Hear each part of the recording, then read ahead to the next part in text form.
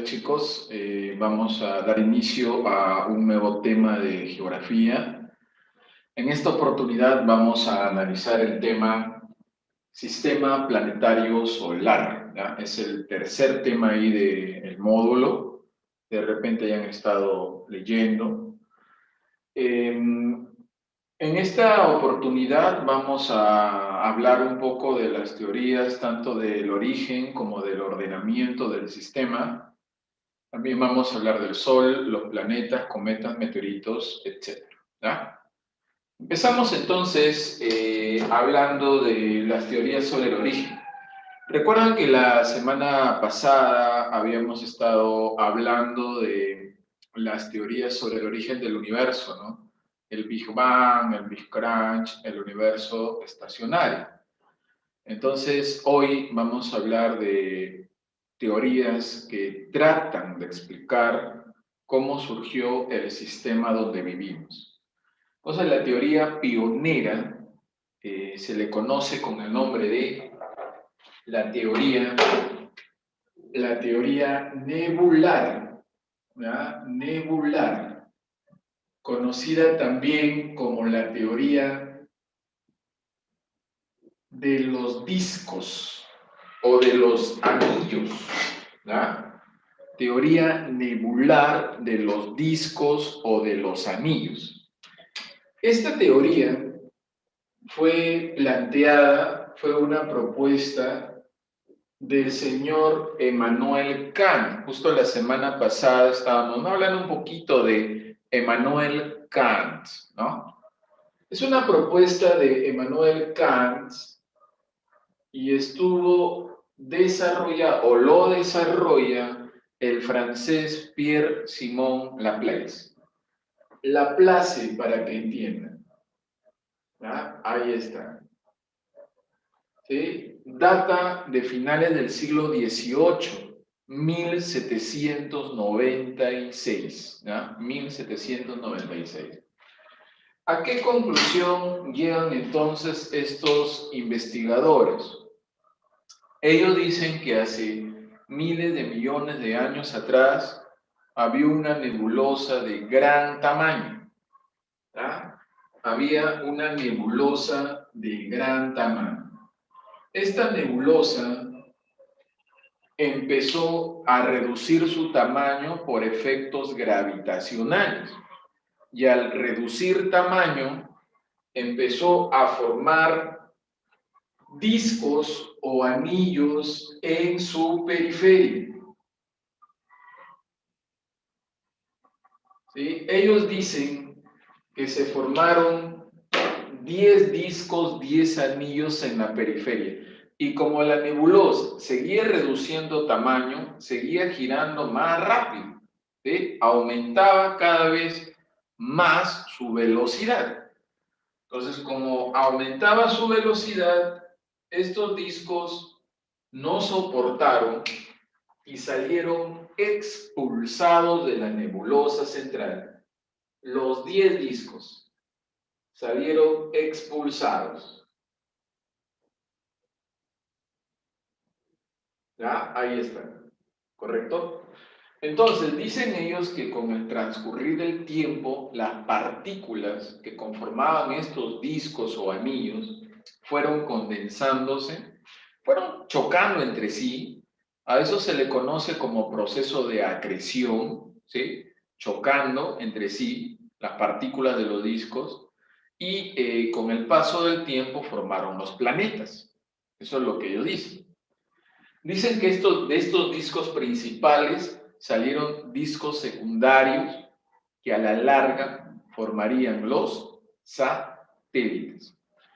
Claro que tú ahí te estás dando cuenta que ellos hablaron de 10 discos, ¿no? De 10 anillos. Dicen que 9 se convirtieron en planetas. No hay que olvidar que hasta el año 2006 se tenía en cuenta 9 planetas. O sea, ellos lo tuvieron en cuenta definitivamente a Plutón, ¿sí?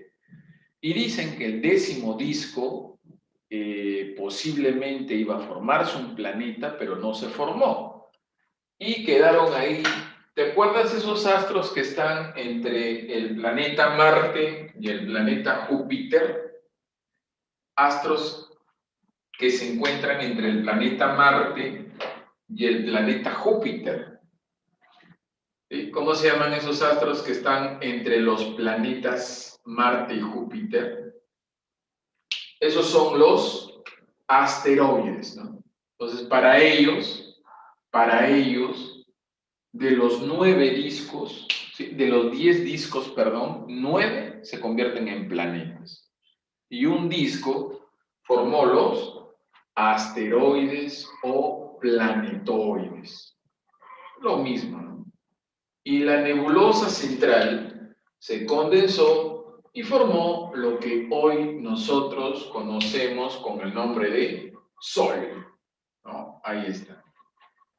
¿Correcto? Ahora, lógicamente, ¿no? Como esta nebulosa formó el Sol y el Sol más grande, más campo gravitacional, lo retuvo, ¿no? A estos discos, a estos anillos que empezaron a dar vueltas alrededor de la nebulosa central o Sol por su mayor campo gravitacional.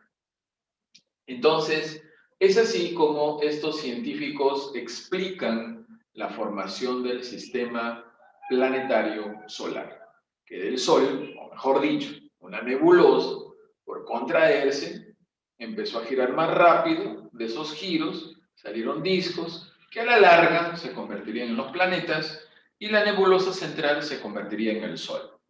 Entonces, para estos científicos, la fuerza que predominó fue la fuerza centrífuga, ¿sí? Fuerza centrífuga. Ellos también concluyen de que los planetas exteriores, Júpiter, Saturno, Urano, Neptuno y Plutón, se formaron primero. Y los planetas interiores, como Mercurio, Venus, Tierra, Marte, se formaron al final. Por eso, para ellos, los planetas interiores son los jóvenes y los planetas exteriores son los antiguos o viejos, ¿ya? Para ellos. Crítica a esta teoría la disminución de velocidad de rotación del Sol, ¿sí? Recuerda que actualmente el Sol tarda entre 25 a 30 días para que gire en torno a su eje. Y eso es muy lento. Si ellos decían que la nebulosa giraba rápido, ¿sí? La gran incógnita es por qué hoy el Sol, ¿sí? Gira tan lento en torno a su eje. Ahí está la teoría nebular o de los discos. Vamos con la otra. ¿Cómo se llama la otra teoría? La planetesimal. La planetesimal, conocida también como la teoría de las mareas. La planetesimal o mareas. Esta teoría fue propuesta y desarrollada por dos científicos de origen estadounidense. Por un lado, el señor Thomas Chamberlain, ¿sí? Ahí está Chamberlain, y por otro lado, Forrest Ray Moulton. Esta teoría data de inicios del siglo XX, 1904. Pasó mucho tiempo, mira, de la primera a la segunda teoría.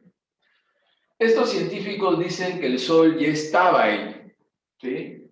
El Sol, ellos hablan de que el Sol ya estaba ahí en una parte del cosmos. Ahí estaba la bola de fuego. Sino que ellos hablan de un protosol. Protosol.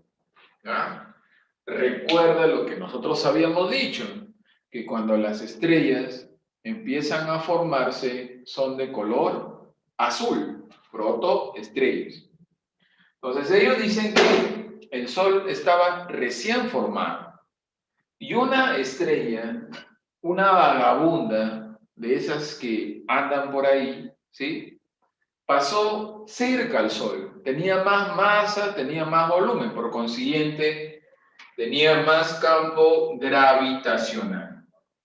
más campo gravitacional. La estrella X, ¿ah? Aquí está la estrella X, ¿no? Como tenía más masa, más volumen, más campo gravitacional, ¿qué lo hizo al Sol? Le arrancó un montón de partículas, ¿sí? Formando una especie de mareas, ¿no? Un montón de partículas, varios desprendimientos, formando una especie de mareas, ¿sí? Ahí salen las partículas del Sol, entonces. ¿Listo? Esta vagabunda, esta que tenía más masa, más volumen, sigue su camino. El Sol se queda con sus partículas ahí. Los atrajo porque obviamente el Sol tenía más campo gravitacional, ¿sí? Con el paso del tiempo, esas partículas fueron colisionando entre sí, se condensaron y formaron lo que hoy se le conoce con el nombre de planetas. ¿Sí? Que definitivamente pues quedaron, ¿no? Trasladándose alrededor del Sol, porque el Sol con su prioritaria masa, volumen, ¿no? Entonces ejerció su campo gravitacional, ¿sí? Esta teoría no habla en ningún momento de cómo se formaron los satélites, de cómo se formaron los asteroides, no, nada que ver con eso, ¿sí? La crítica a esta teoría es que el paso de una estrella cerca de otra, ¿sí? Es prácticamente muy remoto, dicen los científicos, en su mayoría dicen así. No te olvides que esta teoría sí preguntaron en un examen, ¿no? La pregunta decía, ¿cómo se llama la teoría sobre el origen del sistema solar que está relacionada con la gravitación universal de Newton? Principalmente es esta. Dice que el Sol está ahí y una estrella más grande pasa cerca al Sol y como era más grande, más campo gravitacional, ¿sí? Le terminó arrancando varias partículas al Sol y de dichas partículas se formaron los planetas. Bien, vamos con la tercera y última. ¿Cómo se llama la tercera? La gota. La gota fusiforme, conocido también como la teoría del habano o del gran cigarro. La teoría del habano o del gran cigarro, ¿verdad? Como quieras, no hay problema. Esta teoría le corresponde a los británicos James Gibbs y Harold Jeffreys para ti. Ahí está, Jeffreys. Data de 1916, Gran Bretaña, ¿ah? Gran Bretaña. Estos científicos llegan a la conclusión de que la bola, mira acá, mira la bola de fuego, el Sol ya estaba ahí, dice, ya estaba ahí el Sol. Pero una estrella más grande, más masa, más volumen, ¿sí? Lo topa, o sea, pasa cerca, pero lo roza el Sol. La de acá no habla en ningún momento de rozamiento. Acá dice que esta estrella X pasó cerca, pero ellos dicen que no, que lo topó. ¿Sí? O sea, la estrella más grande lo topa el Sol. Ellos lo llaman la intrusa. ¿Sí? La estrella intrusa. Pasa cerca al Sol y lo topa. Y producto de ese rozamiento, ¿sí? Producto de ese rozamiento, se desprende una tremenda gota. ¿Sí? Se desprende una gota. ¿Correcto? Ahí está. Ellos lo llaman la gota fusiforme. La gota fusiforme. ¿Sí? Ahí está. Ellos dicen que los extremos de la gota eran angostos y la parte central bien amplia. Con el paso del tiempo, las partículas que estaban dentro se fueron condensando y fueron formando los planetas. Justo en los extremos, angostos, se forman los planetas pequeños, ¿no? Los planetas pequeños. Claro, hay que recordar que hasta esa época, estamos hablando de 1916, ¿sí? Se contaban 9 planetas, ¿no? Y en la parte central se forma el planeta más grande, ¿no? El planeta más grande, ¿correcto? El planeta pequeño, Mercurio, planeta pequeño, Plutón, ¿no es cierto? Ahí está. Planeta enorme, está en el centro, Júpiter, ¿ya? Así van explicando ellos. Claro, y ahí viene el relleno, bueno, el relleno, Venus, Tierra, Marte, Saturno, Urano, Neptuno, un poco más grandes, bueno. Ahí está, ¿listo? Así es como ellos explican. O sea, esta teoría, la gota fusiforme o habano, ¿sí? También te explica con esto el tamaño y las distancias de los planetas. Tamaño y distancias de planetas. Eso lo explica la gota fusiforme. No habla de cómo se formaron los satélites, los asteroides, no, nada que ver. La crítica a esta teoría, a la gota fusiforme, es la misma crítica que le hacen a la planetesimal, ¿sí? ¿Cuál es? El paso de una estrella es muy remoto, ¿sí? O sea, se refiere a que bien difícil es pues que una estrella ahí venga otra y pase cerca, ¿sí? Para los astrónomos dicen que eso es muy remoto, si se da y de repente se da, pues, ¿no? En lugares que son muy distantes a la presencia actualmente del sistema donde nos encontramos, porque no se han podido apreciar, ¿no?, esos acontecimientos con los anteojos astronómicos. Bien, ahí tenemos a estas 3 teorías que están en el prospecto, ¿no?, que tratan de explicar cómo se originó el sistema donde vivimos. Ahora, no sé si te diste cuenta, ¿no?, que hay un común denominador en las 3 teorías. O sea, las 3 teorías concluyen de que los planetas se han formado por la presencia de el Sol, ¿sí? O en otras palabras, ¿sí?, son parte del Sol los planetas, ¿no? Parte del Sol. Las 3, ¿no? Las 3 llegan a la conclusión de que los planetas, ¿sí?, se han formado porque el Sol estaba ahí o estaba formándose. Muy bien, entonces hay más teorías, obviamente, ya no vayas a pensar que son las únicas, ¿eh? Hay un montón, sino que en el prospecto estas se encuentran. Bien, dejamos ahí las teorías sobre el origen y vamos por acá hablando de las teorías sobre el ordenamiento. Más fácil, ¿no? Teorías sobre el ordenamiento del sistema. Sobre el orden del sistema. Sobre el orden. Bueno, cuando hablamos de las teorías sobre el orden del sistema planetario solar, y ahí tenemos que recordar a la teoría geocéntrica. Teoría geocéntrica. ¿Sí? La teoría geocéntrica, entonces, ¿a quién le corresponde? Le corresponde al geógrafo de la antigüedad, el señor Claudio Ptolomeo, ¿sí? Claudio Ptolomeo. No olvidemos que Claudio Ptolomeo desarrolla esta teoría en su libro El Almagesto, ¿eh? El Almagesto, una enciclopedia en realidad, ¿no? Ahí es donde Claudio Ptolomeo llegó a la conclusión de que el astro que se encuentra en el centro es la Tierra. Él decía, la Tierra está en el centro fija. Tierra en el centro fija. Eso decía Claudio. Tierra en el centro inmóvil. En el centro del universo, decía, ¿no?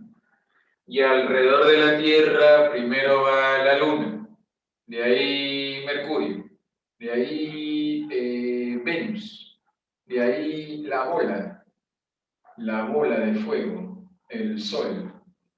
De ahí Marte, de ahí Júpiter y de ahí Saturno. ¿Listo? Ahí está. Mercurio, perdón, primero la Luna.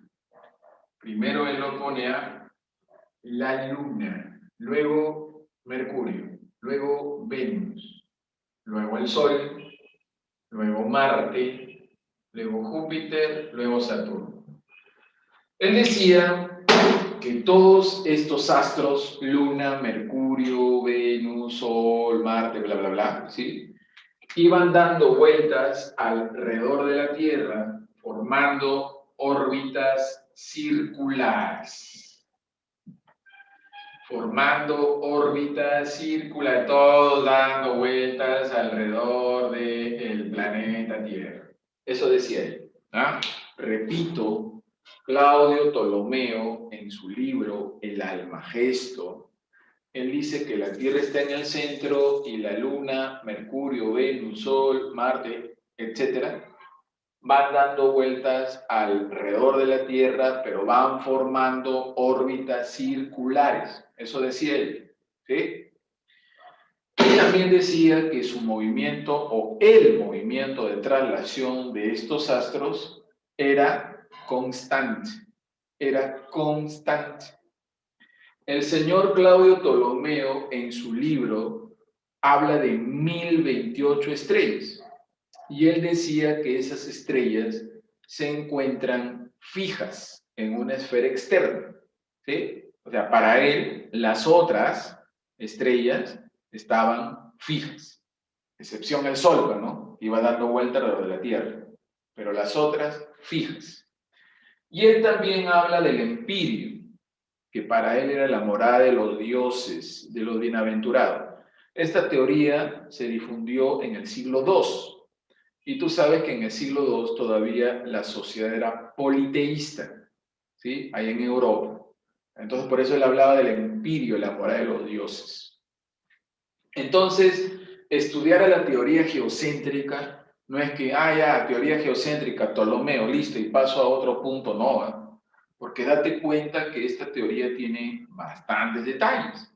Inclusive ahí uno puede rápidamente darse cuenta, ¿sí?, qué planetas no fueron conocidos en la antigüedad, ¿no? En su libro él habla solo hasta Saturno.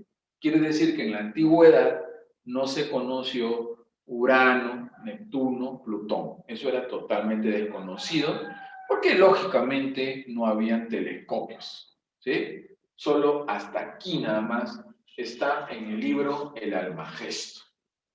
Entonces ya te diste cuenta, ¿no? Bastantes detalles, ¿eh? ¿Sí? Ya sabes que en el examen te van a poner, son postulados de la teoría de Ptolomeo. Un montón de detalles. Mire el orden, ¿sí? Mire el orden, esto está en el libro. No es que está la Tierra, la Luna y el Sol nada más, no. En el libro habla de Mercurio, de Venus, de Marte, Júpiter, Saturno, planetas conocidos en la antigüedad. Bien, vamos con la otra. ¿Y cómo se llama la otra teoría? La teoría heliocéntrica. Heliocéntrica. ¿Sí? Pasó mucho tiempo, ¿no?, para que la otra sea conocida. Mucho tiempo, ¿eh? Y cuando te digo mucho tiempo, es mucho tiempo. ¿Cuánto pasó? 14 siglos para que se dé a conocer la teoría heliocéntrica. 14 siglos, claro, porque habíamos dicho que esta se dio a conocer en el siglo II, ¿no?, la teoría geocéntrica, y la heliocéntrica en el siglo XVI. ¿Quién desarrolla esta teoría? El polaco Nicolás Copérnico. En su librito, tú lo tienes ahí, ¿no? Tú lo tienes ahí. Tú lo tienes en tu biblioteca personal, tú que tienes una excelente biblioteca. Nicolás Copérnico tiene un libro titulado de las revoluciones de las esferas celestes. Y ahí es donde habla de su teoría. Nicolás Copérnico decía que Ptolomeo estaba mal, pues, ¿no? Ptolomeo estaba mal. O sea, la Tierra no está en el centro, decía Nicolás. No, está mal, está grave. Por eso, ¿por qué esperaron tanto, no? 14 siglos para que vengan a conocer a la otra teoría. Bueno, porque recuerda que ahí en Europa, ¿no? La Iglesia tomó poder político y la Iglesia decía que el centro del universo es la Tierra. Y si tú decías lo contrario, podían quemarte vivo en la hoguera. ¿Sí? Recuerda. Entonces, por eso, durante muchísimo tiempo, la gente prefirió estar callada para evitar ser castigados. Eso no quiere decir que habían grupos que pensaban, ¿no?, que el centro era el Sol. De hecho, que hubo un montón de gente. Pero no lo daban a conocer. Entonces, Copérnico lo coloca primero, o lo coloca en el centro a la bola de fuego, al Sol. Copérnico decía que el Sol se encuentra fijo. El Sol se encuentra fijo, decía, en el centro. Y alrededor del Sol primero lo pone a Mercurio, primero Mercurio, de ahí lo pone a Venus, de ahí lo pone a un planeta llamado Tierra, de repente conocen, de ahí lo pone a la Luna, de ahí lo pone al rojo, el rojo es Marte, de ahí el coloso es Júpiter, y de ahí el que tiene unos tremendos anillos, Saturno. Listo. Él decía que todos estos astros van dando vueltas alrededor del Sol. ¿Sí? Que la Luna iba dando vueltas alrededor de la Tierra. Y de ahí está Marte, Júpiter y Saturno. ¿Ah? Nos damos cuenta, mira, nos damos cuenta que lo único que cambió Nicolás, Copérnico, fue el orden, ¿no? Porque Ptolomeo lo coloca en el centro a la Tierra, pero él lo coloca en el centro al Sol. Nos damos cuenta que después, mira, después de 14 siglos, seguía utilizando los mismos astros, Copérnico. Te das cuenta que acá no agregó nada. Son los mismos que había utilizado Ptolomeo. ¿Sí? Lo único que hizo es, repito, cambiar el orden. ¿Sí? Ahí está. ¿O acaso acá he puesto Urano? ¿O acaso acá he puesto Neptuno, Plutón? No, porque eso fue desconocido. Entonces, supongamos que en el examen te pregunten ¿y en qué coincidió Copérnico con Ptolomeo? En la órbita. Copérnico decía que la órbita es circular, que el movimiento de traslación es constante y que las otras estrellas están fijas en una esfera externa. Eso decía Copérnico. Recoge las ideas de ¿quién? De Ptolomeo. ¿Sí? Entonces, ¿con qué teoría nos quedamos? ¿Cuál es la teoría que se ajusta a nuestra triste realidad? La teoría heliocéntrica, de hecho. Sí, de hecho. Pero tú te das cuenta que tiene sus errores, ¿no? Por ejemplo, las órbitas no son circulares. ¿Sí? El Sol no está fijo, el Sol se mueve. Las estrellas se mueven, ¿correcto? El movimiento de traslación es variable.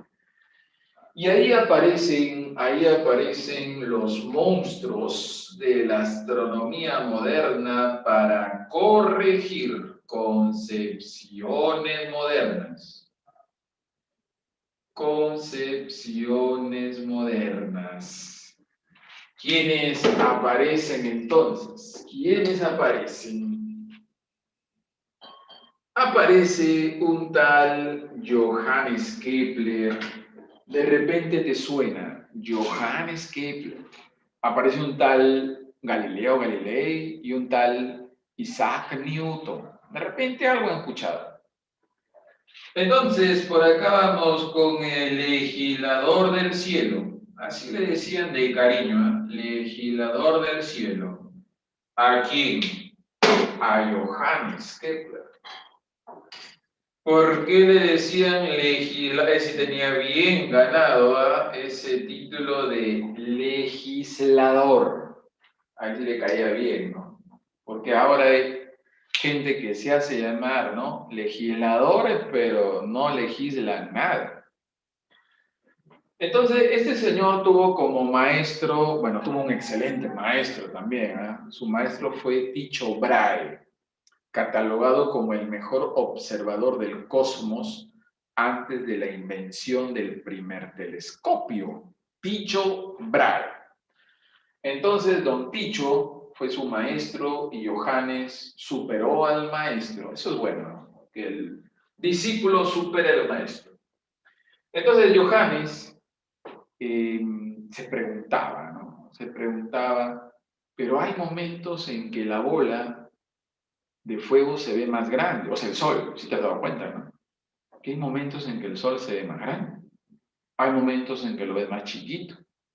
Entonces empezó a estudiar, escribe dos libritos, ¿no? Uno llamado El misterio cosmográfico, donde defendía este orden, ¿sí? Kepler fue un copernicano, defendía, decía, está bien el orden. El Sol es el centro, no es la Tierra. Eso está en su libro El misterio cosmográfico. Y escribe otro libro, de repente lo tienes en tu biblioteca, ¿no? Tú que postulas a la Nacional y tienes una excelente biblioteca. El otro librito llamado Nueva Astronomía. Nueva Astronomía. Entonces, en el libro Nueva Astronomía, ahí es donde da a conocer sus leyes. Las leyes, tú que aprendiste las leyes de Newton, las leyes de Kepler son súper famosas y fáciles de aprender. En la primera ley, entonces, ¿sí? En la primera ley, Kepler descubre que las órbitas no son circulares, como lo dijo Copérnico, que recogió la idea de Ptolomeo. Las órbitas son elípticas, ¿correcto? Órbita elíptica, no te olvides. ¿Quién descubre que las órbitas son elípticas? Johannes Kepler. ¿Sí? Entonces, si la órbita es elíptica, esto va a conllevar a que en ciertos momentos el planeta se acerque al Sol, en ciertos momentos, ¿correcto? Y en otros momentos se aleje. ¿Sí? Eso no ocurre en una órbita circular, pero sí en una órbita elíptica. Entonces, ¿qué ocurre cuando este planeta se acerca al Sol? Su velocidad de traslación aumenta. Velocidad de traslación aumenta de todos los planetas cuando estos se acercan al Sol. Comprobado. Comprobado. Por ejemplo, tú que eres de la Tierra, según tú sabes que el planeta Tierra, ¿sí?, se traslada alrededor del Sol ¿a cuántos kilómetros por segundo? Muy bien, a 30, ¿sí? Pero cuando el planeta Tierra se acerca al Sol, que en estos momentos lo está haciendo, está acercando al Sol, muy pronto ya no va a viajar a 30 kilómetros, sino va a viajar a 32 kilómetros por segundo. Profesor, ¿por qué ocurre eso? Porque la órbita es elíptica, entonces el planeta se va acercando al Sol. Y de ahí vuelta, llega a su parte, digamos, media, y de ahí vuelta retrocede, así para los planetas. ¿Ah? Entonces la velocidad siempre va a aumentar si el planeta se acerca al Sol. Y la tercera ley, entonces, la última, está relacionada con el tiempo. El tiempo. ¿Ya? El tiempo en traslación de planetas depende de la distancia media respecto al Sol. Tiempo en traslación depende de la distancia al Sol, nada más. ¿Sí? Todo tiene que ver entonces con traslación. Cuando tienen órbita, es traslación. ¿Sí? ¿Cuál será el planeta que tarda menos tiempo en completar una vuelta? Mercurio, porque está más cerca. ¿Cuánto tiempo tarda Mercurio? 88 días en completar una vuelta. Llegamos a un planeta llamado Tierra, ¿sí? De repente conocen. ¿Cuánto tiempo tarda la Tierra en trasladarse alrededor del Sol? 365 días. ¿Por qué tarda más tiempo? Porque está más distante al Sol. Tiempo en traslación depende de la distancia media al Sol. Las 3 leyes de Kepler, ¿sí? Comprobado. Por eso Kepler es el legislador del cielo, ¿sí?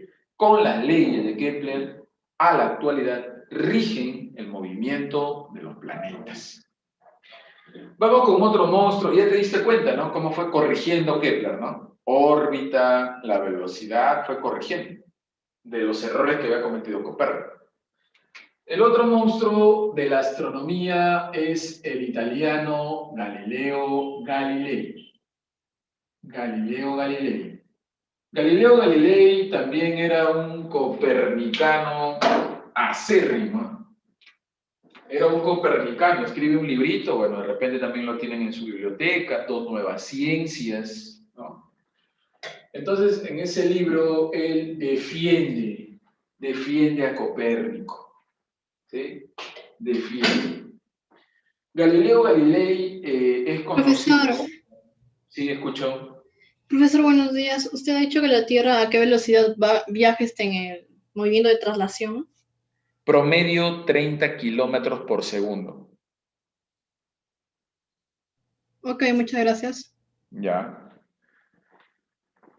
Muy bien, entonces les estaba comentando que Galileo Galilei es conocido como el padre de la astronomía moderna. ¿Ah? Recuerda que el padre de la astronomía antigua le dicen a Anaximandro.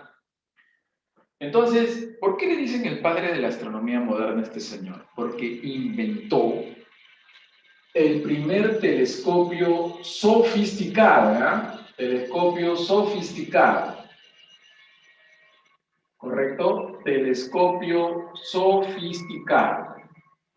¿Sí? Claro, no podemos decir que Galileo Galilei inventó el primer telescopio porque, según la crónica, se encontró, él mismo encontró prácticamente no una especie de telescopio, ¿sí?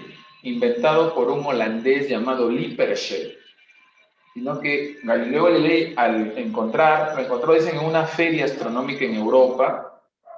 Eso prácticamente a él lo conllevó a que pueda armar su propio telescopio, claro, pero más sofisticado, más avanzado. Y con su telescopio apuntó a los confines del espacio en enero de 1610, pudiendo apreciar, pudiendo comprobar esto. O sea, si te preguntan, ¿no? ¿Quién comprobó con observación telescópica la teoría heliocéntrica de Galileo Galilei? Él comprueba que el que está en el centro es el Sol, ¿correcto? Y aparte observó las manchas del Sol. Aparte observó el movimiento de rotación del Sol. ¿Qué decía Copérnico? Que el Sol no se mueve. ¿Qué descubre Galileo? Que el Sol tiene movimiento de rotación. ¿Sí? Observó también las fases del planeta Venus, observó el relieve de la Luna, pensaba de que en la Luna había agua, se equivocó, observó los 4 satélites de Júpiter, ¿no? Ganímedes, sí, Europa, Calisto. Ojo que Galileo pensaba de que en la Luna había agua en estado líquido, eso pensaba, ¿sí?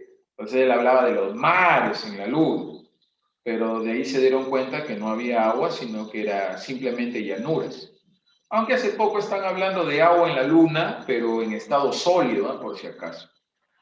¿Sí? Entonces, Galileo Galilei corrigió algunos errores que había cometido Nicolás Copérnico. Galileo Galilei recuerda que casi es llevado a la hoguera, ¿sí? Por el hecho de que paraba difundiendo que la Tierra se mueve.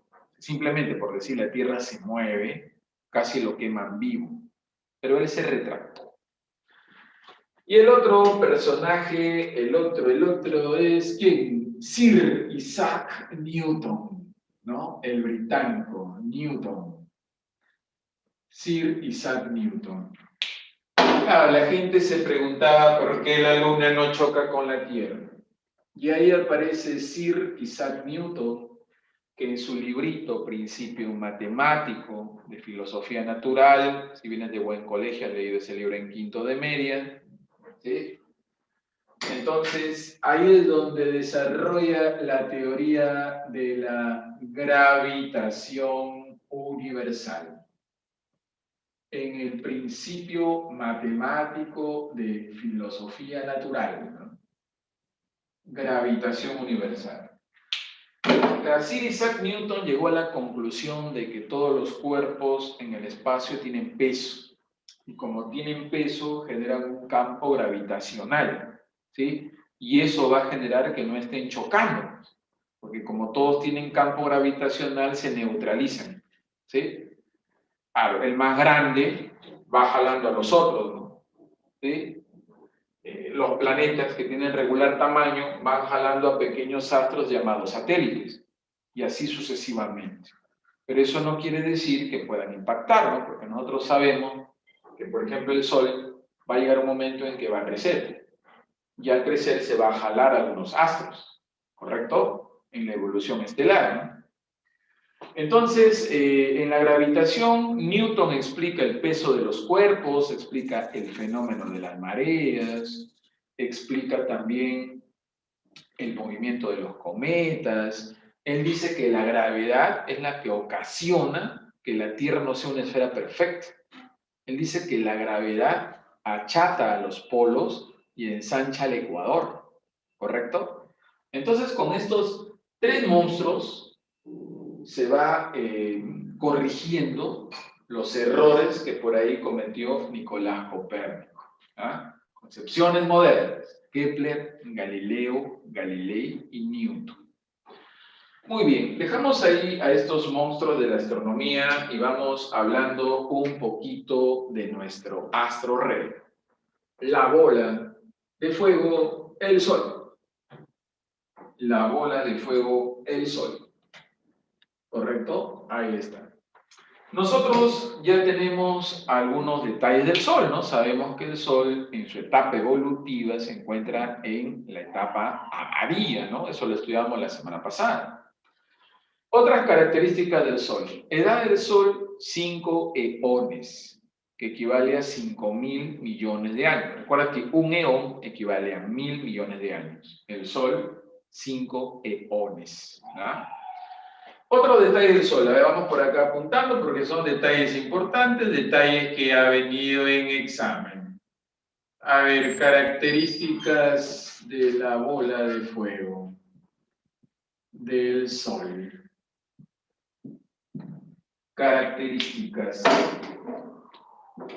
Aparte de la edad del Sol, que se calcula 5 eones, ¿sí? Aparte de la edad, ¿qué más pueden preguntarte? No sé si han conseguido el examen de marzo del 2020, examen Universidad Nacional de Trujillo. No, sí, antes de la cuarentena, ¿no? 5 días antes creo que fue el examen de la cuarentena. En el examen vino, ¿cuál es el tamaño del Sol? Así, ¿eh? ¿Cuál es el tamaño del Sol? Enana, mediana, grande, supergigante. Eso preguntan. Entonces vamos apuntando de por acá. Bueno, según los últimos datos de la Unión Astronómica Internacional que maneja todo esto, ¿no?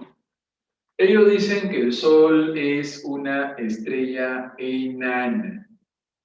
Estrella enana, ¿correcto? Y eso lo decíamos la semana pasada, ¿no? Estrella enana, estrella microscópica. Sí, claro que es cierto, tú tienes ahí tu librito de CEPUM o libros de acá de la Universidad Nacional de Trujillo. En los libros antiguos, al Sol lo consideran una estrella mediana. ¿Sí? O sea, esto de estrella enana es los últimos años que están difundiendo esto, de estrella enana, ¿correcto? ¿Qué más del Sol aparte? Su estado es plasmático. Estado plasmático. ¿Qué significa eso? Plasmático significa que es principalmente líquido y gaseoso. ¿sí? Principalmente líquido gaseoso. Recuerda que la distancia desde nuestro planeta, ¿sí? Desde nuestro planeta al Sol, es de 150 millones de kilómetros, conocido también como unidad astronómica, ¿ya? Unidad astronómica. Y la luz del Sol, para que llegue a la Tierra, tarda 8 minutos con 19 segundos. Profesor, supongamos que en el examen me pregunten cuál es el elemento químico fundamental que existe en el Sol. Tú lo sabes, eso nosotros lo estudiamos la semana pasada. La semana pasada habíamos dicho que el elemento químico fundamental de una estrella para que pueda emitir luz, calor, energía, ¿cuál es? El hidrógeno. Hidrógeno. Correcto. El hidrógeno, el Sol lo posee en 70%. Todavía tiene bastante hidrógeno. De ahí viene el helio, de ahí viene calcio, cobalto, aluminio, hierro, ¿sí? Todo eso hay en el Sol, ¿eh? Por si acaso. Algo de coincidencia, ¿no? Porque hace rato estamos diciendo que según los estudios, los planetas han surgido del Sol. Y de casualidad, acá en la Tierra no hay calcio, no hay cobalto, no hay hierro, ¿no? En el Sol hay eso. Bien, vamos con otro detalle importante de la bola de fuego del Sol, la estructura interna del Sol, ¿eh? Estructura interna del Sol. Cuando te dicen estructura interna del Sol, las capas, ¿sí? Las capas del Sol, eso te pueden preguntar, ¿no? Las capas del Sol. Claro, capas del Sol. Muy bien, entonces,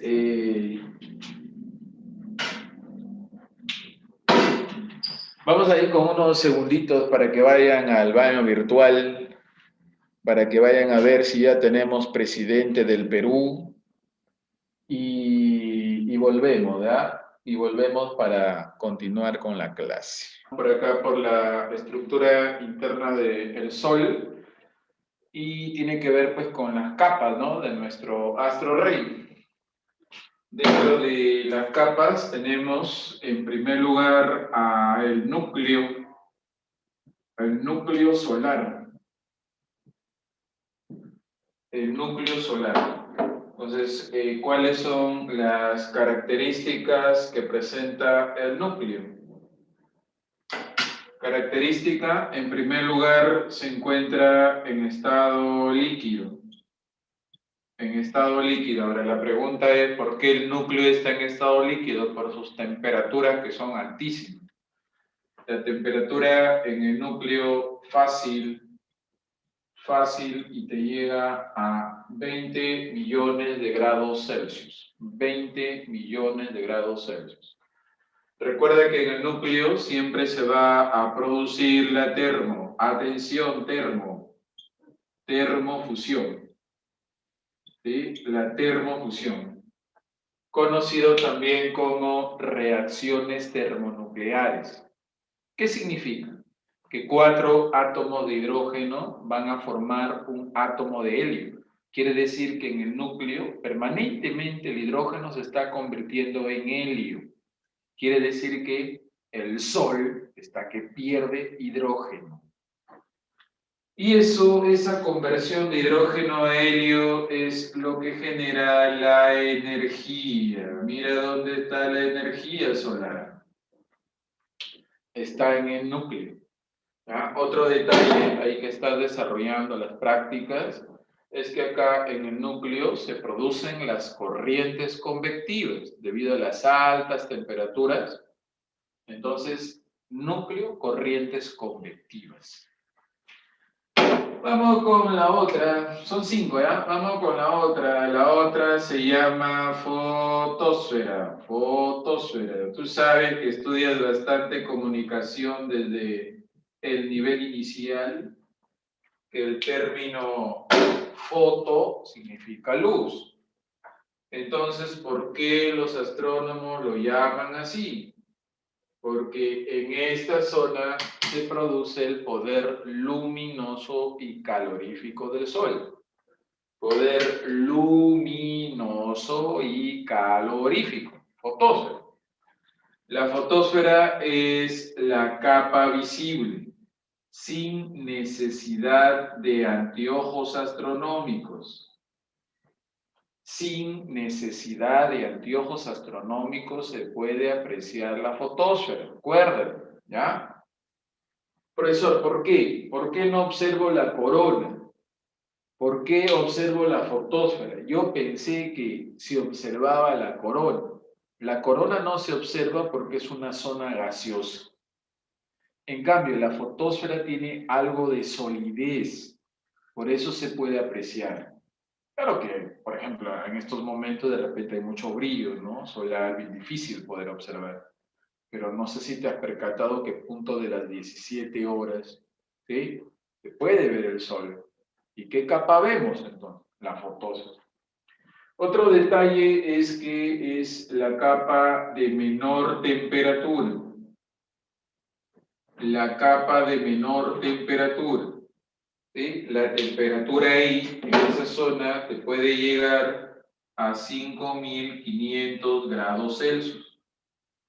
5.500 grados Celsius. Claro que tú me puedes decir que a 5.500 grados es una temperatura altísima. No, obviamente para nosotros esto es muy alto, ¿no? Pero en el Sol es lo más bajo. Mira lo de arriba, 20 millones para 5.500. A ti que te encantan los números, de hecho que hay algo de diferencia, ¿no? Bien, otro detalle significativo en la fotósfera es que vamos a encontrar una gran cantidad de fenómenos. Por ejemplo, en la fotósfera se encuentran las manchas solares. Manchas solares, ¿te acuerdas? Lo que fue observado por Galileo Galilei, manchas solares. ¿Qué son las manchas solares? Son zonas oscuras, ¿sí? Donde la temperatura puede llegar a 4.000 grados Celsius. Claro que tú ahí puedes preguntarte, ¿no? Pero ¿cómo puede haber una zona oscura en el Sol? ¿Sí? Es por el contraste, dicen los astrónomos. Por el contraste se ve oscuro. Y al lado de las zonas oscuras están las zonas recontra brillantes llamadas fáculas. ¿Sí? Las fáculas se originan producto de explosiones atómicas. Y a ella, repito, las fáculas producto de explosiones atómicas. ¿Sí? Son zonas exageradamente brillantes. Preguntas de examen. ¿Cuáles son las zonas más brillantes del Sol? Una de ellas es las fáculas. Otra, lógicamente, la fotósfera. Y otra más, las protuberancias. Las protuberancias son las llamaradas de fuego, ¿ya? Llamaradas de fuego, ¿sí?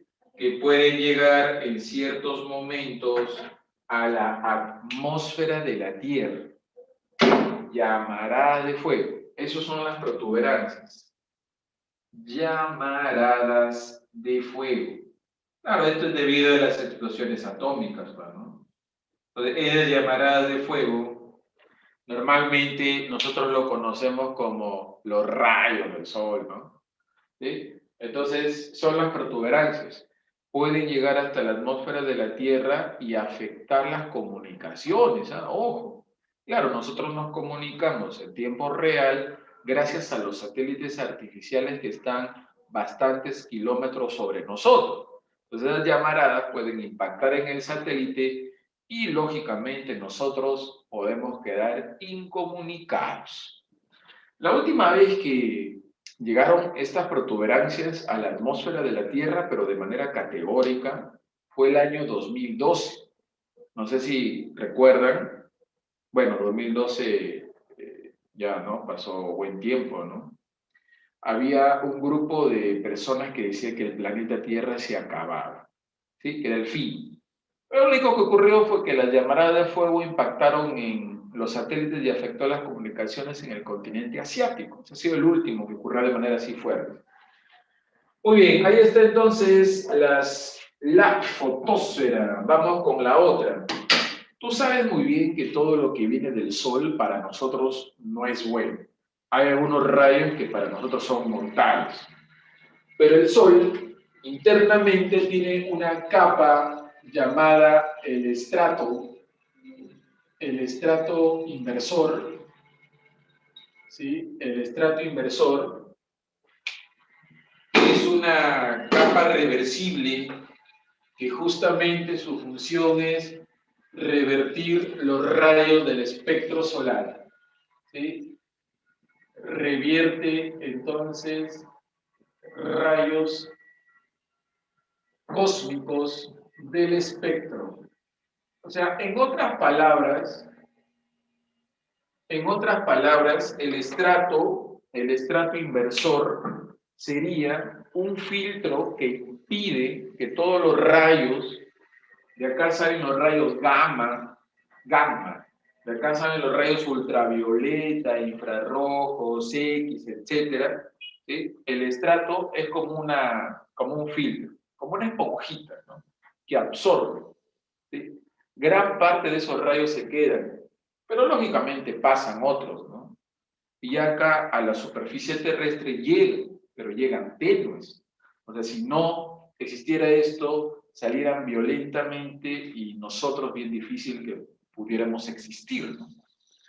Entonces, ahí está el estrato. Otra más es la cromósfera, cromósfera solar.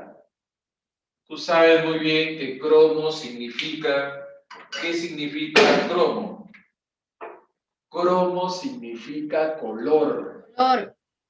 Correcto. Entonces tú varias veces has visto el arco iris, ¿sí o no? Tú estás plenamente identificado con los colores del arco iris. Ese arco iris que tú has visto, ¿sí? Justamente el que lo forma es la cromósfera. ¿Sí? El Sol no es que solamente tiene color amarillo, ¿no? Tiene otros colores. Y esos colores están ahí, en la cromósfera. O sea, la cromósfera es una capa gaseosa, gases incandescentes de colores, ¿sí? Gases incandescentes de colores, y esos colores contienen cobalto, aluminio, hierro, ¿tá? Cobalto, aluminio, hierro, contienen esa capa. Le dicen también la atmósfera interna del Sol, a la cromósfera, la atmósfera interna del Sol, ¿ya? A la cromósfera. La cromósfera se puede observar en eclipse anular de Sol. En eclipse anular de Sol se observa la cromósfera. Para los de la Unión Astronómica Internacional, la cromósfera tiene la forma de puntas de aguja. Le dicen forma espicular, forma espicular. Y la última es la corona o aureola. Tú pensabas que observas a la corona o aureola a simple vista, totalmente falso. Porque recuerda que la corona es una capa gaseosa y estamos a 150 millones de kilómetros. ¿Cómo vamos a poder observar sin necesidad de anteojos astronómicos una zona gaseosa a 150 millones de kilómetros? No se puede observar la corona, ¿sí? Por eso lo que observamos es la fotosfera. En la corona la temperatura puede llegar hasta los 6000 grados Celsius. Le dicen la atmósfera externa del Sol. Externa del Sol. ¿Sí? La corona se observa en eclipse total de Sol. ¿Correcto? Eclipse total de Sol. ¿Listo? Ahí tenemos entonces a las 5 capas de nuestro Sol. Núcleo, fotosfera, estrato, cromósfera y corona o aureola. Ya te diste cuenta que hay capas que uno tiene que esperar eclipses para poder observarlas, ¿sí? Y la única que se puede observar sin necesidad de eclipse y sin necesidad de algún helióstato o anteojo astronómico es la fotosfera. Ojo, la fotosfera, no sus fenómenos. Los fenómenos no se pueden observar a simple vista, pero la capa sí. Muy bien, entonces, ¿qué más saber para cerrar el Sol? Los movimientos también han preguntado en examen.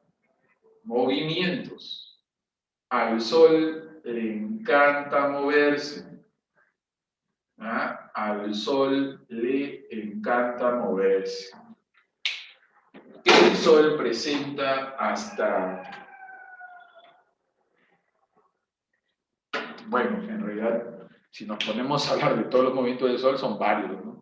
Rotación, traslación, alrededor de la Vía Láctea, con la Vía Láctea, tiene varios. Pero en el examen te van a preguntar por lo principal, ¿no? Rotación y traslación. Esa rotación tienes que tener cuidado, porque el Sol es el único astro que tiene rotación diferencial. Rotación diferencial. El único, ¿eh? Tienes que tener cuidado. ¿Qué significa entonces rotación diferencial? Que en una zona, ¿sí?, tarda un tiempo, en otra zona otro tiempo. Por ejemplo, en su zona ecuatorial y en su zona polar. En su zona ecuatorial, el Sol gira en torno a su eje imaginario en un tiempo de 25 días con 8 horas, ¿sí? En su zona ecuatorial. Y en su zona polar gira y completa el giro en 30 días. A eso se refiere con rotación distinta, miren, que en un lugar un tiempo, y en el otro otro tiempo, ¿sí? Profesor, no entiendo nada. Conociéndote de hecho. Acá, mira, concéntrate. ¿Sí? Mira acá la bola, mira la bola. ¿Ya? Ahí está. Entonces, todos los astros tienen zona ecuatorial, tienen zona polar. Todos los astros. No es que solamente la Tierra no es un astro. Tú sabes que las estrellas son astros, los cometas son astros, bla, bla, bla, los planetas enanos, ¿no? Entonces, mira, aquí es la zona polar, ¿no? Y cuando te digo zona polar, no vayas a pensar que todas las zonas polares tienen hielo, ¿no? Porque el Sol es lógico que no va a tener hielo, ¿no? Si es una temperatura, pues, muy alta. Aquí tarda 30 días y aquí tarda 25 días en girar en torno a su eje. Ahora te van a preguntar, ya ha venido en examen. En el examen ha venido, ¿sí?, ¿en cuánto tiempo rota el Sol? Ya lo pusimos, ¿sí? Bueno, zona ecuatorial principalmente preguntan. Y la otra que han consultado es, ¿cuál es la causa para que el Sol tenga rotación distinta? Repito, ¿cuál es la causa para que el Sol, en su zona ecuatorial, 25 días, y en su zona polar, 30 días? ¿Cuál es la causa? La causa es su estado. ¿Cuál es el estado del Sol? Plasmático. Plasmático. Esa es la respuesta. ¿Sí? ¿Qué hemos dicho de plasmático? Que es líquido gaseoso, principalmente líquido gaseoso. Eso es lo que conlleva a que su rotación sea distinta. No te olvides, ¿eh? Resáltalo. Y el otro es la traslación. El Sol se traslada alrededor de quién. El Sol se traslada alrededor de quién.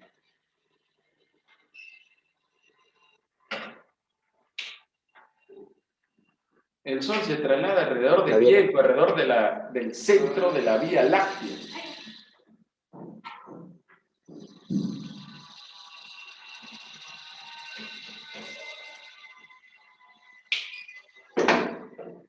Sí, ahí está, mira, ahí está la Vía Láctea, ahí está, chequea, sí, la vía.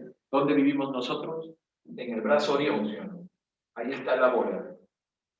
Ahí está la bola de fuego, el Sol. Entonces el Sol, con todo el brazo Orión, tiene que ir a completar una vuelta en torno al centro de la Vía Láctea. Profesor, ¿cuánto tiempo tarda el Sol en completar una vuelta en torno al centro de la Vía Láctea? Poquito tarda. Su tiempo es de 225 millones de años. 225 millones de años. ¿Sí? A este tiempo se le conoce como año cósmico, año galáctico, año siderio. Cualquiera. Cósmico, galáctico, siderio. ¿Ya? ¿Y a qué velocidad va? Va a una velocidad de 250 kilómetros por segundo. 250 kilómetros por segundo. ¿Ah? Profesor, ahí he leído en una pregunta que dice que el Sol, en su traslación, se está acercando a una estrella. Sí, se está acercando a la estrella Vega, ¿sí? Que le pertenece a la constelación de Lira. Y se está alejando de la estrella Aldebarán, que le pertenece a tu constelación, la Adornada, Tauro. Muy bien, entonces ahí tenemos a los movimientos. Ahora, si te preguntan por qué es importante el Sol, fotosíntesis, ciclo hidrológico, determina la existencia de la atmósfera, permite el almacenamiento de energía en los combustibles fósiles, es decir, petróleo, ¿no? Petróleo. O sea, sinceramente que el Sol para nosotros es muy importante, es muy significativo, ¿correcto? Se está alejando de la estrella llamada Aldebarán, la estrella Aldebarán, que le pertenece a la constelación de Tauro, lo que estudiamos la semana pasada. Por eso te estoy mencionando rápido, porque ya de eso hemos estado hablando. Muy bien, dejamos ahí a la bola, tranquila, a la bola de fuego, obviamente, tranquila, y vamos hablando de los planetas, ¿ya? ¿Puedo borrar esto? Ya, muy bien. Vamos hablando de los planetas. Los planetas.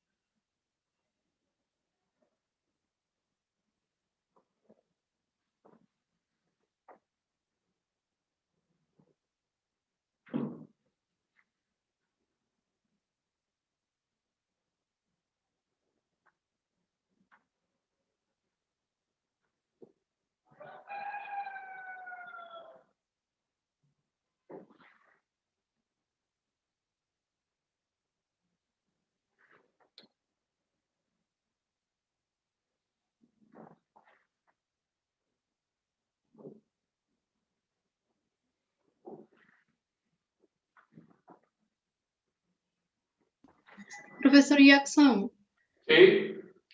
la temperatura de la cromosfera. 100.000 grados Celsius. Ok. 100.000 grados Celsius.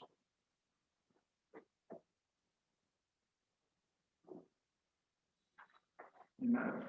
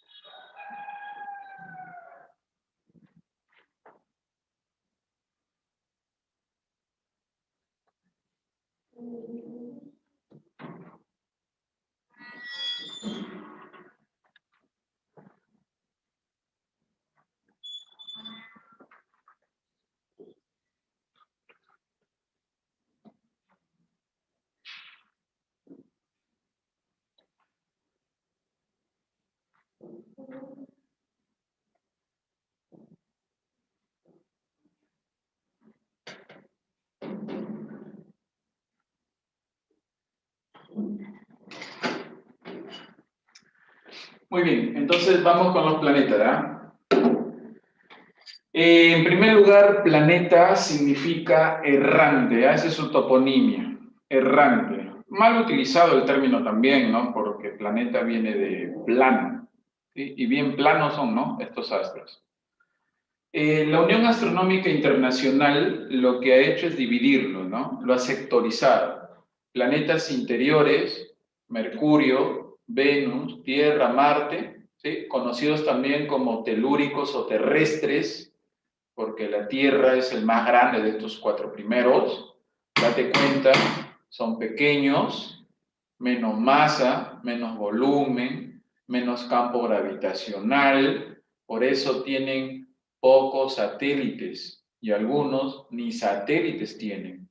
Como están más cerca al Sol, son los más calientes, son los menos deformados, son sólidos, son los más densos, ¿sí? Tienen un menor periodo orbital, es decir, se trasladan rápido alrededor del Sol, pero tienen un mayor periodo rotacional. Cuando empiezan a girar en torno a su eje son bien lentos. ¿Ah? Atraviesas la faja de asteroides y llegas a los exteriores, conocido también como jovianos. ¿Por qué? Porque su líder, el número 5, se llama Júpiter y es el más grande de todos.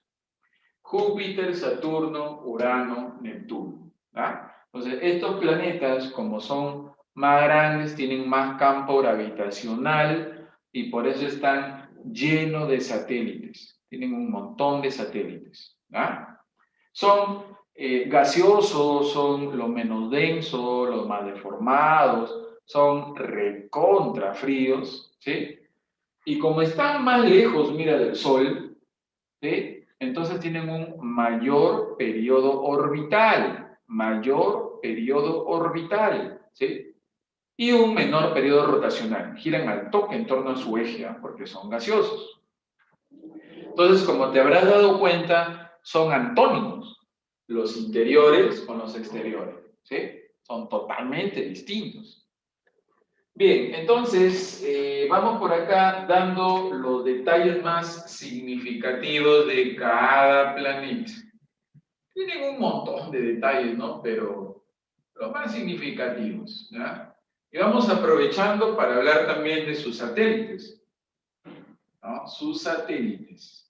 Si planeta significa errante, satélite significa acompañante, ¿ya? Acompañante.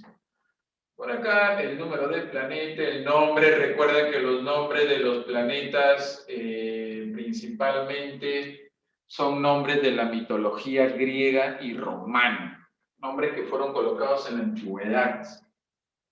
Características de los planetas, entonces, características y sus satélites, a ver por acá, la cantidad de satélites y el satélite más grande nada más vamos a apuntar, ¿verdad? Hay algunos que tienen un montón de satélites. Bien, vamos con el primer planeta, ¿sí? Planeta número 1, el planeta Mercurio. Le dicen el planeta invisible, así le dicen, ¿ah? ¿Por qué? Porque tiene un albedo bien alto. Cuando tú apuntas con un telescopio, bien difícil es que se vea este planeta, por el brillo, por el reflejo de la luz del sol. Por eso le dicen el invisible, el hermético, el rápido, ya que tiene el año más rápido. Este planeta completa su año en 88 días. Entonces, si tú estás desarrollando ahí preguntas y encuentras la pregunta, ¿cuál es el planeta del movimiento de traslación más rápido? Lógicamente es Mercurio, movimiento de traslación más rápido o movimiento orbital más rápido, es lo mismo.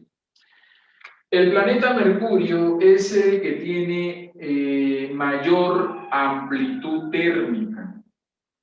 Mayor amplitud térmica. ¿Qué significa eso? Que su temperatura cambia de manera radical entre el día y la noche. En este pequeño planeta, la temperatura diurna llega a 320 grados Celsius. Tiene sentido, ¿no? Porque está cerca del Sol. 320 grados. Pero en la noche es lo que no tiene sentido. En la noche, la temperatura en Mercurio llega a 180 grados bajo cero. No sé si vieron la película Después de la Tierra, ¿sí? Que llegaron por acá, ¿no? Seres humanos, después de miles de años a este planeta, y de día la temperatura era promedio, pero de noche la temperatura bajaba, ¿no? 80, 90, 100 bajo cero, ¿sí? Y eso lo ostenta este planeta, Mercurio. De día su temperatura muy alta, de noche su temperatura muy baja, en el mismo lugar. Ahora, ¿a qué se debe eso? Eso se debe a que carece de atmósfera. Como no tiene gases para regular la temperatura, por eso sus temperaturas cambian radical. ¿Ah?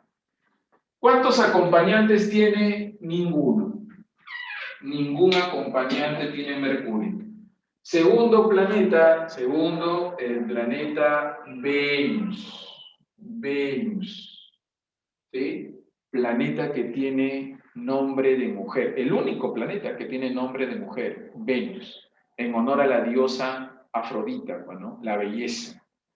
De color crema. Le dicen lucero del alba, lucero del vespertino a Venus. Le dicen el gemelo de la Tierra. Atención, reptiliano. El gemelo de la Tierra es Venus.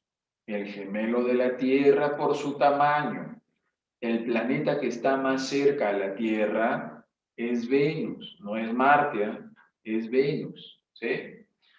Bueno, Venus sinceramente es un astro, de hecho, que está descartado para la vida humana, ¿sí? Es un fenómeno este planeta, tiene el día más largo que el año. El día más largo que el año. Fenómeno, ¿sí o no? Día más largo que hay. Este planeta gira en un tiempo de 243 días. La Tierra gira en 24 horas. Esto lo hacen 243 días. ¿Sí? Y su traslación lo hace en 224 días. O sea, completa una vuelta alrededor del Sol, ¿sí? Acabó su año y su día aún no se acaba. Día más largo que año, ¿correcto? Profesor, ¿a qué se debe eso? Bueno, algunos astrónomos dicen que muy posible sea porque tiene movimiento de rotación retrógrado. Cuidado con los retro. Solo hay dos retrógrados. Uno es Venus. ¿Qué significa retrógrado? Que va de este a oeste, cuando gira en torno a su eje, de este a oeste. 8, de 8, 6 van de oeste a este, incluido la Tierra. 2 van al contrario, uno es Venus, y ahí vamos a ver el otro. Este es el más caliente de todos, el planeta más cálido. Sus temperaturas ahí llegan a 482 grados Celsius, ¿sí? De repente tú pensabas que el planeta más cálido es Mercurio. Totalmente falso, mira. El planeta más cálido es Venus, ¿sí? ¿Llama la atención, sí o no? ¿Cómo puede ser que este planeta sea más cálido? ¿Sí? 482 grados Celsius. Si Mercurio está más cerca al Sol. Pregunta examen, ¿eh? Pregunta examen. La respuesta es que el planeta Venus está lleno de dióxido de carbono. ¿Sí? Dióxido de carbono. ¿Correcto? Entonces, el dióxido de carbono es el que conlleva a que el planeta Venus tenga más temperatura que Mercurio. No lo olvides, ¿eh? Supongamos que en el examen te pregunten cuál es el planeta más cálido de todos, de los 8, tiene que ser Venus. El de mayor efecto invernadero, Venus. De todas maneras, por el dióxido de carbono, ahí es natural. Bueno, aquí en la Tierra también, ¿no? También hay dióxido de carbono, pero no tan exagerado como en Venus. No tiene acompañantes, Venus. No tiene acompañantes. Tercer planeta, el planeta, tú tienes un par de meses viviendo en este planeta, ¿sí? Desde el espacio se ve de color azul con blanco, azul por el agua, blanco por las nubes. ¿En honor a qué dios se llama Tierra?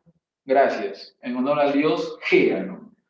Es el planeta más denso, es el planeta menos deformado, es el planeta de menor amplitud térmica. Ideal para vivir la Tierra, ideal para vivir. ¿Por qué no cuidas el planeta donde vives? ¿Cuántos acompañantes tiene un hito? Selene, nombre histórico, para ti, Luna. ¿Sí? ¿Cómo le decían los incas? Quilla, ¿no? Quilla. Bueno, lo pasamos rápido al planeta Tierra porque obviamente tú conoces el planeta Tierra, ¿sí? Aunque sea por foto. Vamos con el cuarto planeta. El cuarto planeta, Marte, el otro gemelo de la Tierra. Ahí está. El rojizo, por el óxido ferroso, ¿sí? Óxido ferroso, en honor al dios Ares, guerra, sangre, rojo, Marte. Le dicen también el misterioso, misterioso. ¿Por qué? Porque se especulaba de que había vida. Marciano, término marciano. ¿Por qué? Por la vida en Marte. Pero de ahí dijeron los científicos de que no hay vida. De ahí en los últimos años sí, puede haber microorganismos, de ahí no. Así por eso le dicen locos, ¿no? A los científicos. Bien, Marte es el planeta que tiene el monte más alto de todo el sistema solar. Se llama Olympus, Olimpo para ti. Tiene 2 acompañantes, uno es Phobos, el más grande, y el chiquito se llama Deimos. Phobos y Deimos, los acompañantes de Marte. ¿Ah? Quinto planeta, el planeta se llama Júpiter. Recuerda que a Júpiter le dicen Joviano, le dicen Coloso, le dicen el protector de la Tierra, el protector de la Tierra. ¿Por qué? Como es enorme, jala meteoritos y cometas. La mayoría de meteoritos y cometas se quedan aquí. Si no estuviera Júpiter, nosotros no existiéramos. Júpiter, el planeta del día más corto. El día en Júpiter tarda apenas 9 horas con 50 minutos. ¿Qué tal? Gira al toque Júpiter, ¿no? en torno a su eje.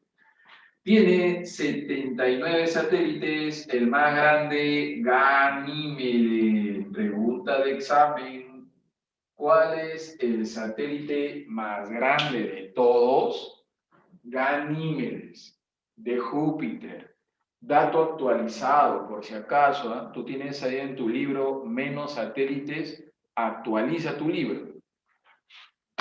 Y de ahí tenemos al sexto planeta Saturno de color ópalo, el que tiene unos tremendos anillos, ¿no? Bien nítidos.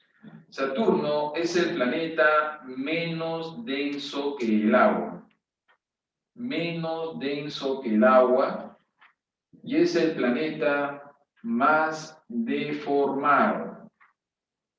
El más deformado. Por eso le dicen planeta, el planeta elefante. Así le dicen, la estrella de Nínive. También le dicen a Saturno.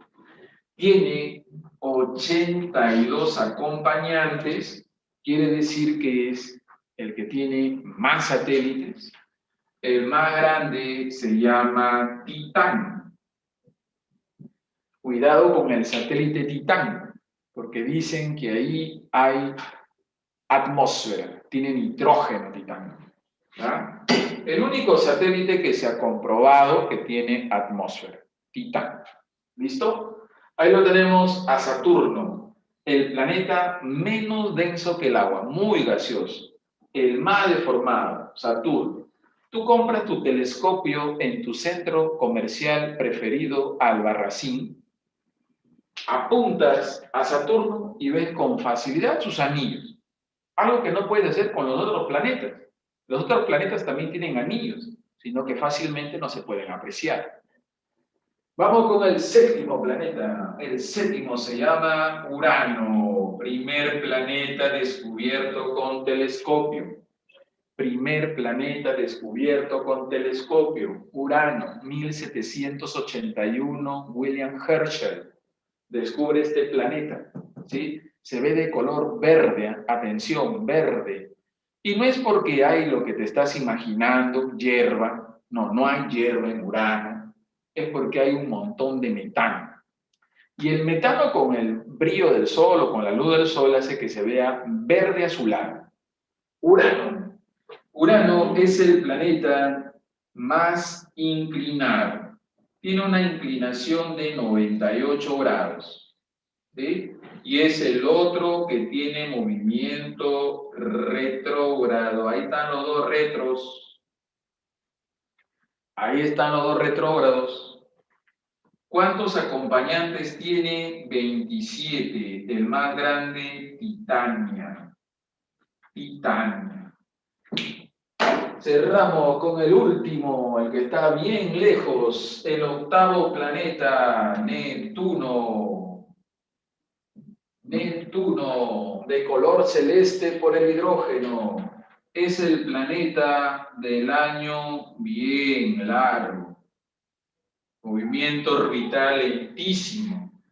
Tarda 164 años con 80 días en completar una vuelta alrededor del Sol. Tiene sentido, ¿no? Porque está lejos.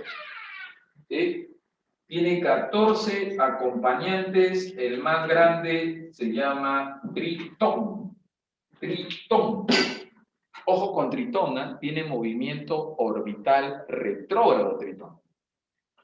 ¿Listo? Ahí tenemos a los planetas, sus satélites. Recuerda que los asteroides o planetoides se formaron, según los estudios, porque no se pudo formar acá un planeta. O sea, acá, según los astrónomos, se estaba formando un planeta. Pero ya Júpiter se había formado. ¿Sí? Y como Júpiter tenía más campo gravitacional, no lo dejó formarse. Egoísta. Y quedaron ahí sus restos. 100.000 rocas. ¿Sí? 100.000 rocas están allá. 100.000 rocas. La mayoría tienen nombres. ¿Sí? Payas. Payas es, por ejemplo, el asteroide más grande. Asteroide más grande, ¿sí? Payas. El más grande. Asteroide Payas. El asteroide más brillante, Vesta. El asteroide que está más cercano al Sol, Ícaro. Profesor, ¿puede chocar un asteroide con el planeta Tierra? Lógico, prepárate. Así es, ahí están entonces los asteroides o planetoides. Están entre Marte y Júpiter, ¿eh? Principalmente. Ahí mira, Marte y Júpiter. ¿Ah? Ahora, ¿qué más? Los cometas. Los cometas son los astros más errantes, ¿sí? Son atraídos por el Sol. O sea, al cometa le interesa un rábano a los planetas. ¿Sí? Los cometas son atraídos por el Sol. ¿Ah? Entonces, el cometa se va acercando al Sol y cuando está cerca del planeta Marte, ahí el viento del Sol entra en contacto con el hielo del cometa y le aparece su coma y le aparece su tremenda cola al cometa. El cometa puede tener una cola de 80.000 kilómetros. El cometa más famoso es obviamente el cometa Halley, ¿sí?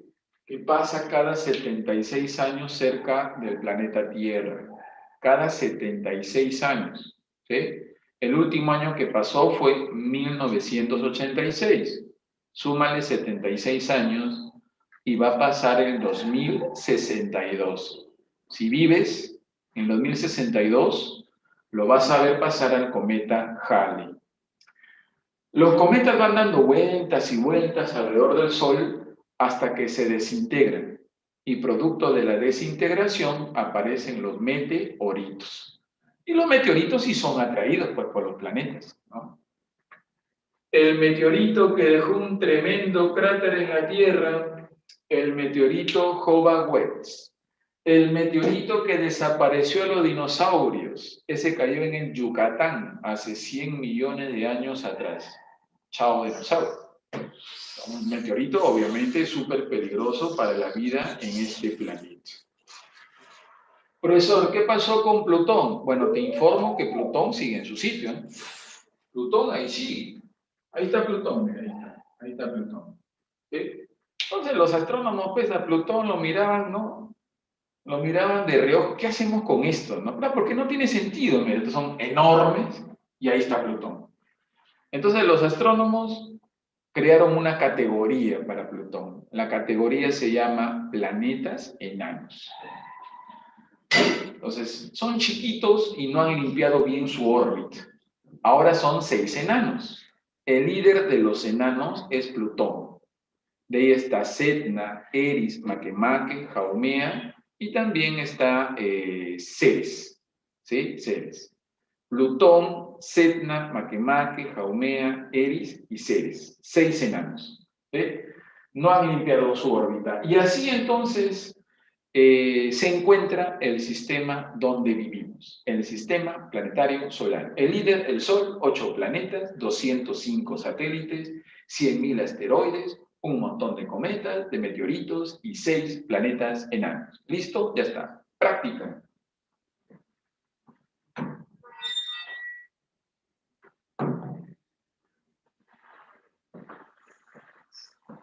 A ver, la práctica, rapidito. Estamos en la pregunta 1, dice bla, bla, bla, bla, bla, mayor, y si la masa es menor, será la... Ya, atracción es el de Newton, bueno. 1 enano. 2, no corresponde al Sol. No corresponde al Sol. B de buenos. 2, B de buenos. Porque la gravedad del Sol en comparación con la Tierra es 28 veces más, no 26. 2B de buenos, 3. El movimiento de los planetas se encuentra explicado en las leyes de Kepler. 3 avión. 4. De los planetas interiores, características. Planetas interiores. Mayor velocidad de traslación, menor campo magnético. 1, 2, 3. 4 avión. 5. El asteroide Héctores, 5B de buenos, el que tiene claro, oscuro, ¿ya? Hemisferio claro, 5B de buenos. 6. 6, enano. 6, enano. 7.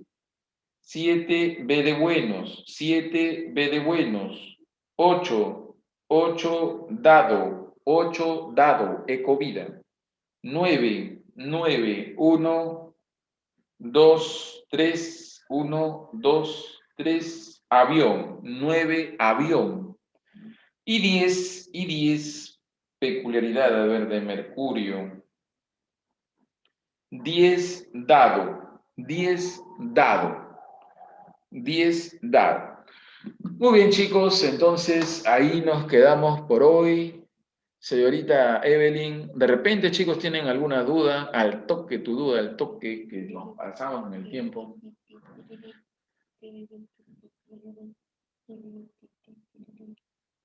¿Duda? ¿Alguna duda que tengan, chicos? Consulten, activen su audio, escriban en el chat. Tenemos 2 minutitos.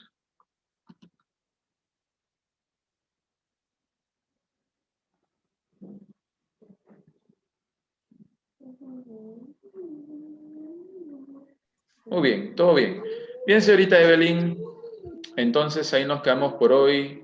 Nos vemos, chicos, en la otra Profesor, semana. muchas gracias. Ya listo, la otra semana. Gracias, profesor. Hasta la siguiente clase. Gracias, profesor. Listo, listo.